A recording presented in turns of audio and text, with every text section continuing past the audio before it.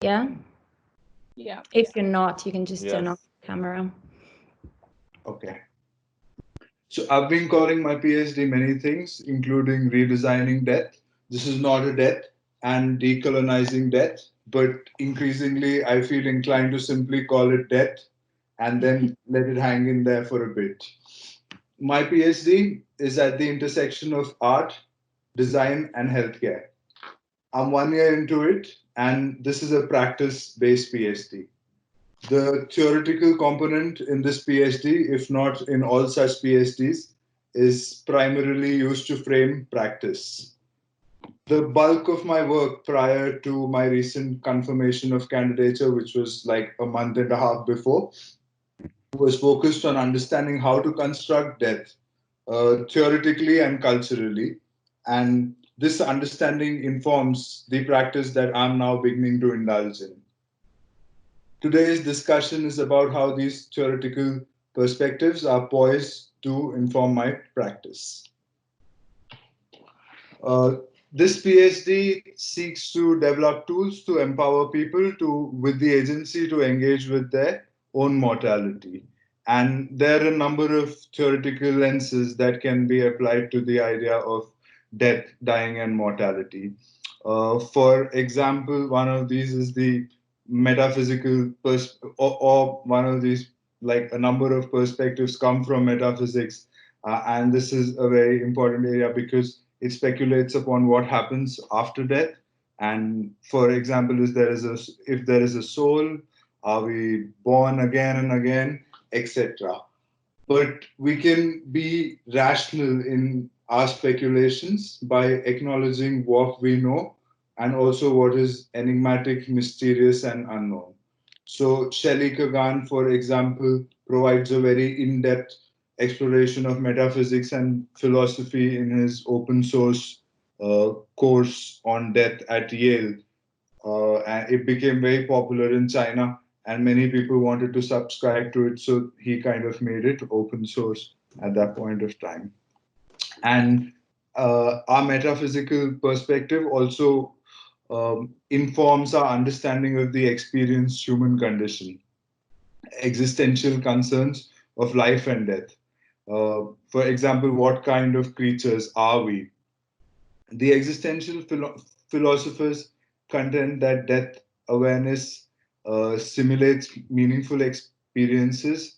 Uh, Heidegger talks about authenticity, and then, of course, there is compassion and morality. That is, death helps kind of contextualize uh, morality in some ways. So Heidegger states that death.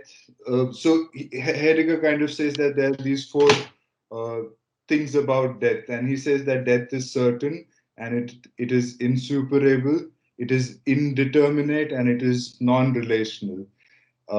And there's a kind of overlap in when he says that death is certain, but he also says that it is insuperable in the sense that it is impossible or difficult to overcome, which means that he suggests that it may be possible to overcome death after all. And like when one comes to think about it, there is doubt in that sense. But I lean towards the fact that death is certain, or at least as of now, it is certain. And um, the non relational aspect situates death or life as a unique experience, therefore, asking afresh for an examination in the phenomenological traditions. Montaigne suggests that to philosophize is to prepare to die. So, as we are all expected to live and die, therefore, we must all uh, philosophize and not relegate it to philosophy to any elitist practice. And to sum up this trajectory of thought, the musings of the early philosophers from Seneca, Aurelius, Plato, uh, are as relevant today as they were all those years back, and death remains as intriguing as ever. these ideas which I kind of talked about are predominantly from the Western thought traditions, and we could kind of break away momentarily or in general to examine other ways of looking at death. So, for example, in the ways of the Bushido, there is tremendous engagement with the idea of death, particularly the practice of harakiri. Does not set up suicide as a sin or a failure, instead, more as a last word on death or a conquest of it. Besides paintings, poems, and the suicide park in Japan, there was the daily samurai practice of visualizing the moment of death as a heroic one in the many indeterminate ways in which death may present itself to us.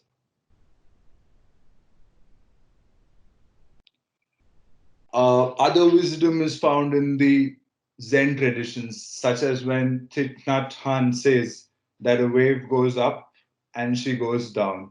And when she's going down, she's afraid of dying. But if she realizes that she's water, then the wave will no longer be afraid of dying. Um, so, this rational metaphysical idea situates the human as an inconsequential fractal simulation in the grand scheme of the universe. However, the wave itself is caught up in this existential anxiety of its embodied experience. Another example, which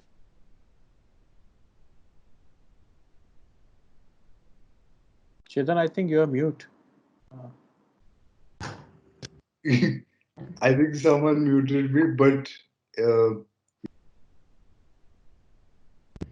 You're on mute again.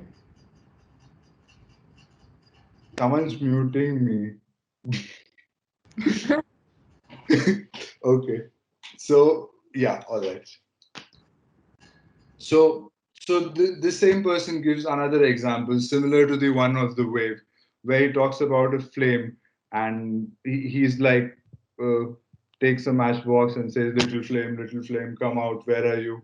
And then he kind of reflects on where does the flame come from and where does it go. And it's interesting to think about the flame because it can kind of manifest as a tremendous force of nature in a forest fire. And it can also, its life in that sense can be more benign and short lived around the wick of a candle on a dinner table. But the point is that the flame and the wave do not die. They simply appear when the conditions are right, and then they cease to exist when the conditions no longer facilitate their existence. So this, in a way, beautifully captures what human life may be like. I can't say that it captures, but human life may be like that in terms of how it appears, disappears, and how it can be a force of nature or more inconsequential at other points of time.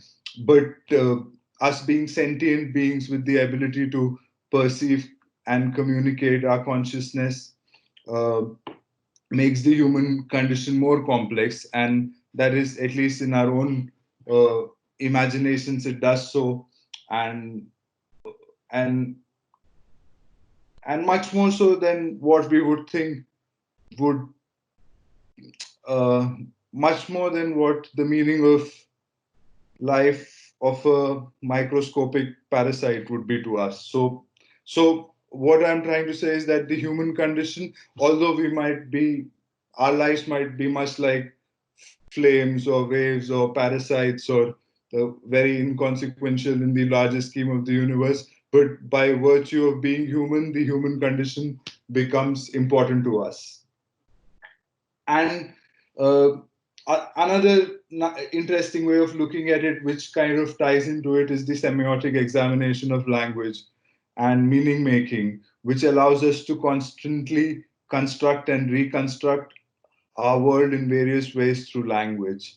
It is suggestive of and resonates with the ideas of those like Jiddu Krishnamurti, who contend that the ego is a bricolage of images and a construction that masks the true self, or Baudrillard's simulacra and simulation also scaffolds this idea through the successive phases of the image, with cyberspace and virtual reality culminating in the final stages of the image.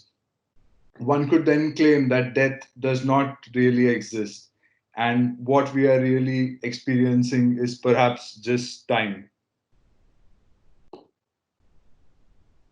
Existential ideas and philosophy would not come as a surprise to, say, the Buddhist worldview.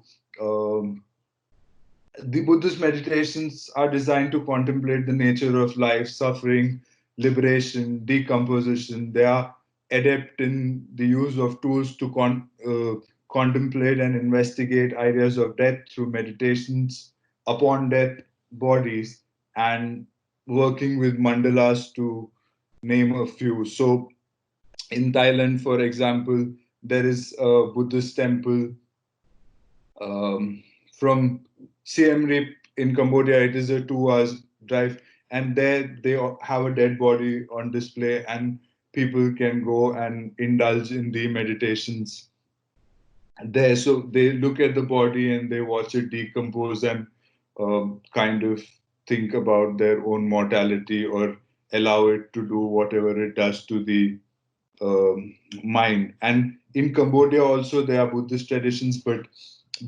after the genocide, um, most of the monks had to disappear. So their practices have really changed, but maybe at some, maybe 100 years back, similar practices were there across the border in Cambodia.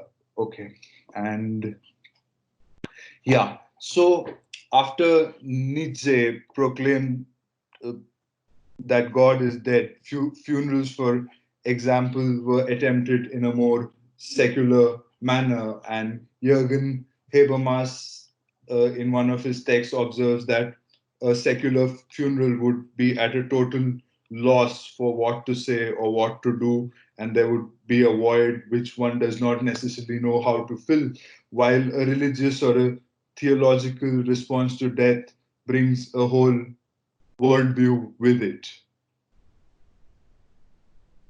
The important perspective on death today is really the medical one, and modern medicine is able to provide relief from pain and, in many cases, and often prolong life. However, it is likely that the uh, extent of what modern medicine can provide is just that. The doctor treats the body as a mechanic may treat the car. So there are all these ideas of how the doctor cannot empathize with you, because then he would be taking all that, internalizing it, thinking about it. So therefore, he has to treat his patients as machinery in that sense, and and they also kind of, in a hospital scenario, one is always thinking about how one may overcome death and conquer death, and that is the role of modern medicine and the doctor in that sense. But in that it does not really help us prepare for our own death in terms of acceptance and in terms of finding closure. So, but humanity has practiced death since the beginning of human history, and while the modern medical profession is barely 100 years old, however, today modern medicine has managed to colonize death completely, and that too as an extension of the initial colonial practices, which were tied up with the industrial revolution and capitalism, followed by capitalism and the information technology revolution. So death then needs to be decolonized or demedicalized, and we need to reclaim the agency to engage with our own mortality, to facilitate a more authentic and meaningful way of living life. And this cannot happen as long as death remains a taboo in that sense.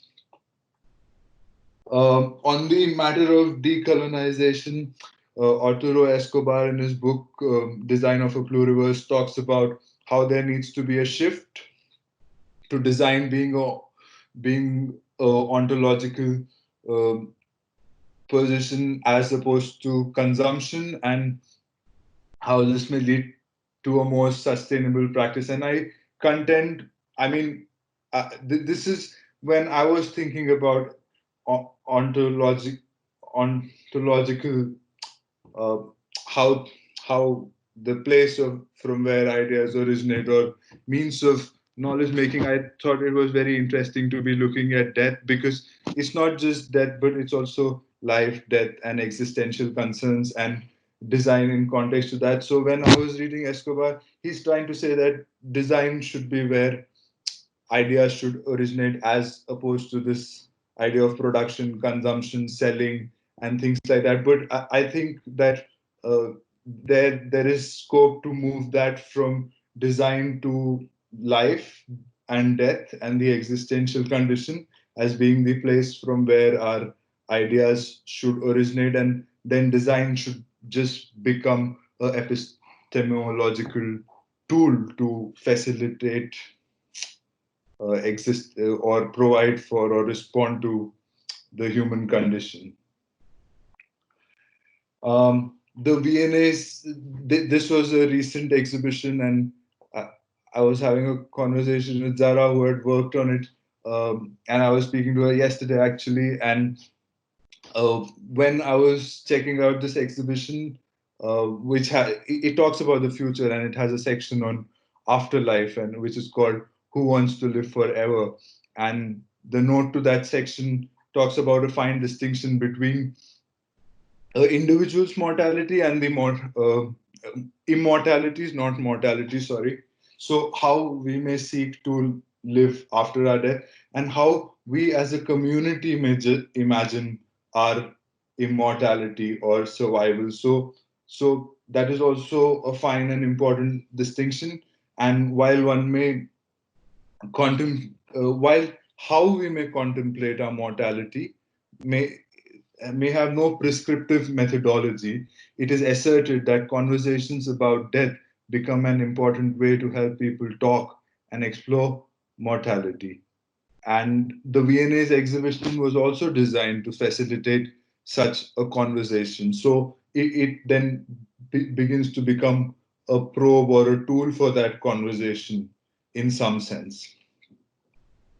Um, Tools and probes are suitable devices to facilitate such exploration and conversation. These can be visuals, objects, exhibitions, films, books, websites, and other forms of practice. The more traditional practices, such as the Buddhist Maranasati meditations, which is the monks looking at the dead body decompose and deteriorate, and the fantasy coffins of Ghana, which are also very uh, interesting, because what they do is that they have coffins of different shapes. They can be cigarette boxes, cars, rocket ships, Coke bottles, and they have these fancy looking coffins. And there is a nice story behind it, but maybe it's good to better to check that out later if you're interested in that. And the practice of the agoris in India. This is an image from a book called Agora, and the practice of the agoris is very similar to the Buddhist Marana Sati meditations, and they resonate. They are not similar, but and the Jain fasting at the end of life, because when the, so there is acceptance in the Jain fasting at end of life, because they decide that they are going to pass away or they are about to die. So there is that realization. There is no denial. So they fast unto death in that sense. And the Festival of Dead in Mexico are some responses and alternatives to the mainstream construction of the medical death. And this is looking at a more cultural aspect, but there are newer and emerging practices around death, which are, for example, the death over dinner sessions, which are very popular. You can go on Eventbrite, and they are free, and you can log on and attend one if you like. And there are quite a few of them running at any point of time now. And then there's Pia Interlandi, who's designing garments for the grave. In fact, she did her PhD and developed her work through her PhD at RMIT. And Helen Callanan she runs an institute where they are training death doulas. So, and there are death doulas in other countries also. So this is also emerging discipline, but it is not really recognized like the doula as a midwife, but who facilitates birth, but then they're talking about doulas at end of life to facilitate death. So it may fall under palliative care in that sense. And then Libby Maloney is looking at natural burials. There are people in New Zealand who are making coffins as a way to contemplate their own mortality. There are people in there's someone who's developed death meditations where you kind of lie in a coffin and think about for a while and meditate. And recently, day before, there was an article that a Latin American company has designed a hospital bed that out of cardboard that can then be refolded into a coffin. And there's been a bit of an outrage about it, but it makes sense in terms of responding to the idea of the uncertain recovery of COVID patients. And so my own creative practices currently in development, and I'm thinking of doing 3 projects, possibly a probe or a mural or a tapestry. I'm not sure what to call it yet, and a film and a app. And I've started working on the tapestry, and some of the ideas it explores besides death are the differences in cultural practices, the absurdity of the human condition, genocide, denial, illness, pain, grief, and pleasure. I'm also considering how technology may facilitate planning for and redesigning our own death. One such project was undertaken by IDEO, which was later kind of, it went through everything, but it was shelved because the person who was trying to build that startup decided to go somewhere else, but at a testing stage, they realized that that is not something which people want because it talked about sending a bottle of wine with the will after the person died, or maybe leaving notes in the future, sort of a thing. And it was more gimmicky. But then BJ Miller of the Zen Hospice comes into this picture, and then they kind of work with the Zen Hospice. But this was a very unresolved sort of a scenario. Um, okay, so but here the notion of the community's involvement in caretaking also comes when we think about palliative care and trying to shift death from the hospital space to the space of the home. And there is stress on the healthcare system. In the West, for example, in Australia and London, the state pays for it, but in India, people pay for it. So the hospitals and the medical practitioners are likely to extend life because they're making money out of it. So that stage becomes very tricky to decide when to let go. But now there is increasingly people are kind of working with advanced care directives where they say that, okay, I don't, if I have a heart attack, then I don't want to be go through DNR or whatever. So finally,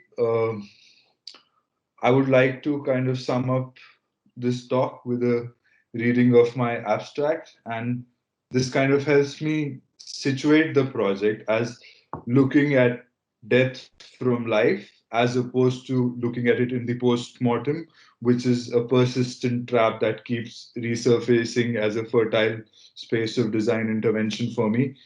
And so this kind of reminds me that I'm looking at death in terms of engaging with our own mortality in life. Okay, so here goes. If death were a black mountain, we could not look at it from the other side. As when we are on the other side, we can no longer see this side. We cannot look at death from the inside, as death itself is imaginary and does not exist. We cannot see or experience death for another or together, as it can only be seen from where one stands. Nor do people see the mountain in the same way at the same time. Yet we all see it looming in the distance, marring the landscape, but do not engage with it fully enough to perceive it, or do not engage with it enough to fully perceive it. Death is the scotoma in our view of life, a blind spot that should be recognized, not denied. And finally, I'm happy to respond to any thoughts or questions, but I would also encourage you to treat this Q&A as co-design or a ideation session where I would very much like to hear what you feel a future digital application on death should or could be like. Thank you.